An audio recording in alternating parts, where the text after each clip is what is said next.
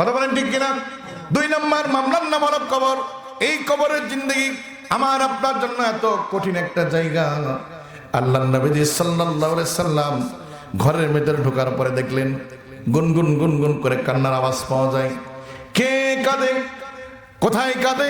আল্লাহর নবী সাল্লাল্লাহু আলাইহি সাল্লাম ঘরের ভিতরে প্রবেশ করার পর তাকিয়ে দেখলেন আম্মাজান খাদিজাতুল কুবরা রাদিয়াল্লাহু তাআলা আনহা কান্নাকাটি করতেছেন। আল্লাহর নবী সাল্লাল্লাহু আলাইহি সাল্লাম আম্মাজান খাদিজাতুল কুবরা রাদিয়াল্লাহু তাআলা আনহার কাছে গেলেন, পিঠের মধ্যে হাত বুলায় দিলেন, খাদিজা তুমি কেন কান্নাকাটি করতেছ রে খাদিজা?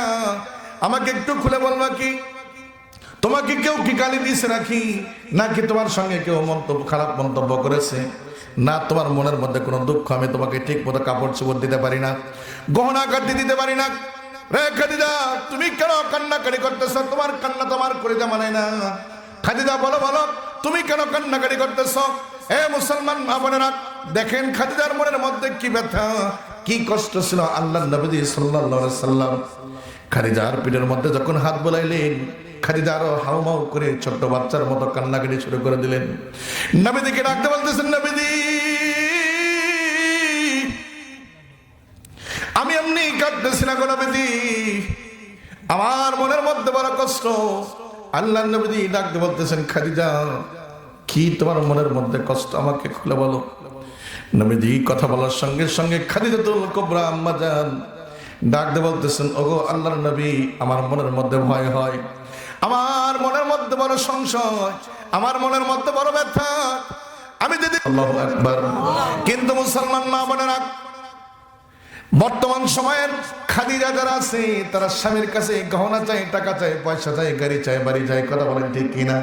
কিন্তু আম্মাজান খাদিজাতুল কুবরা দুনিয়া চাইলেন না, নবীজির কাছে ডাকতে বলতেছেন, নবীজি আপনার জুব্বা মোবারক দিয়ে পেঁচায় আমাকে কবরের মধ্যে রাখবেন।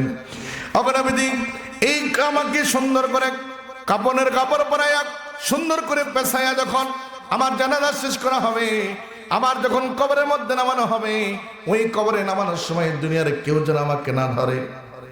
নবীজি আপনার কোলের মধ্যে করে আপনার কোলকে আপনি সুন্দর করে দোলনা বানাইয়া আমাকে সুন্দর করে কবরের মধ্যে শোয়া দিবেন। আল্লাহু আকবার।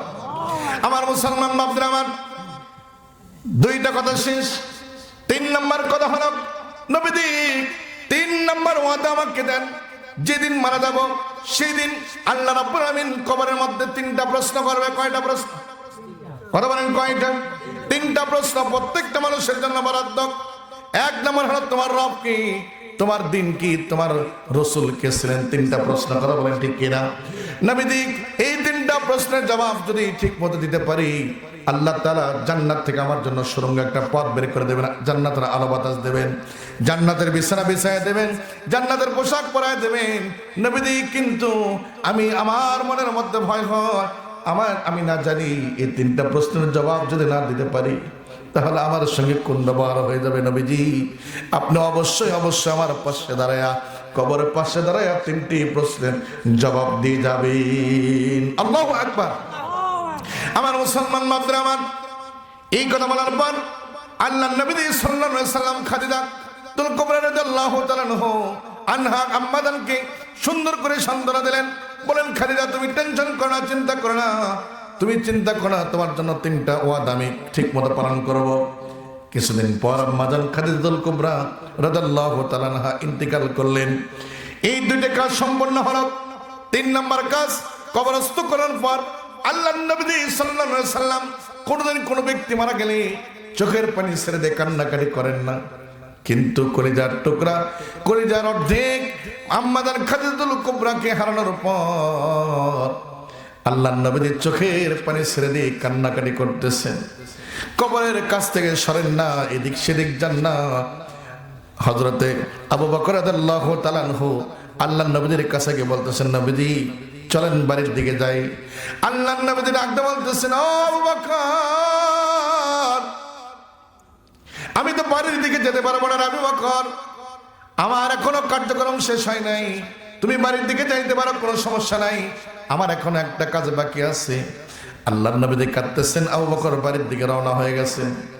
আসমান থেকে জিবরাইল আমিন আল্লাহ তাআলার কাছ থেকে সংবাদ নিয়ে চলে আসতেছেন আল্লাহর নবীদের কাছে। আল্লাহর নবী সাল্লাল্লাহু আলাইহি সাল্লামকে এসে বলতেছেন, আসসালামু আলাইকুম ইয়া রাসূলুল্লাহ। ও আল্লাহর নবী, আপনি এতক্ষণ পর্যন্ত কেন এখনো কবরের পাশে দাঁড়িয়ে আছেন? কেন আপনি বাড়ির দিকে যান না? আল্লাহর নবী ডাকতে বলতেছেন, জিবরাইল, তুমি জানো না রে জিবরাইল, আমার খাদিজার সঙ্গে আমি 3টা ওয়াদাবদ্ধ হয়েছিলাম, 2টা পূরণ করতে পেরেছি, 3 নাম্বার ওয়াদা এখনো পর্যন্ত পূরণ করতে পারি নাই। এই ওয়াদা পূরণ না করা পর্যন্ত আমি রাহমাতুল লিল আলামিন মুহাম্মদ রাসূলুল্লাহ সাল্লাল্লাহু আলাইহি সাল্লাম কবর ছেড়ে বাড়ির দিকে যেতে পারবো না। বলেন সুবহানাল্লাহ।